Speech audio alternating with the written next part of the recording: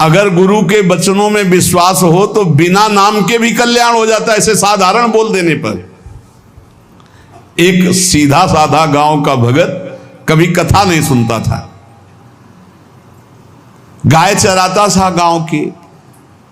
तो एक दिन और गोपाल जो गाय चराने वाले थे, उन्होंने कहा यार कभी तो कथा सुन लो, रात दिन पशुओं के पीछे घूमते हो, पशु बुद्धि, कभी तो कथा सुन लो। तो एक दिन सोचा दोपहर के भोजन गांव में पाएंगे जाके अपने घर में, और कथा हो रही वहीं से निकल लेंगे, जो सुन लेंगे तो सुन लेंगे। खड़े खड़े वहां चर्चा चल रही थी, जिसने मनुष्य जन्म लेकर के गुरु मंत्र नहीं लिया और नाम जब भगवान का नहीं किया, उसका जीवन मुर्दा, व्यर्थ जीवन। चला गया सुन के, और बार बार वही दिमाग में कि पंडित जी कह रहे थे गुरु मंत्र नहीं लिया और नाम जप नहीं किया तो मुर्दा जीवन। जिन हरि भगत हृदय नहीं आनी, जीवित सौ समानते प्राणी।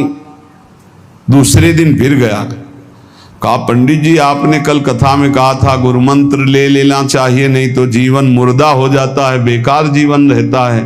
तो देव गुरु मंत्र आप, और तो हम किसी को जानते नहीं। तो देखा फटा पुराना कपड़ा, डंडा लिए एक चरवाहा। उनका ऐसे थोड़ी कि तुरंत गुरु मंत्र दे दिया जाता है, आखिरी दिन कथा के मिलना फिर दे देंगे, टाल दिया। अब वो आखिरी दिन कथा के तो दिन चढ़ावा चढ़ रहा था, तो पंडित जी ने कहा जब चलें तब ले लेना गुरु मंत्र, टाल दिया। अब वो जब आखिरी दिन के बाद, वो तो उस समय घोड़े पे बैठ सब सामान लाद के पंडित जी चलते थे, वो तो सब सामान लाद के चलने लगे। हो तो पीछे पंडित जी आप जो कह रहे थे कि गुरु मंत्र देंगे, आप गुरु मंत्र दे दीजिए।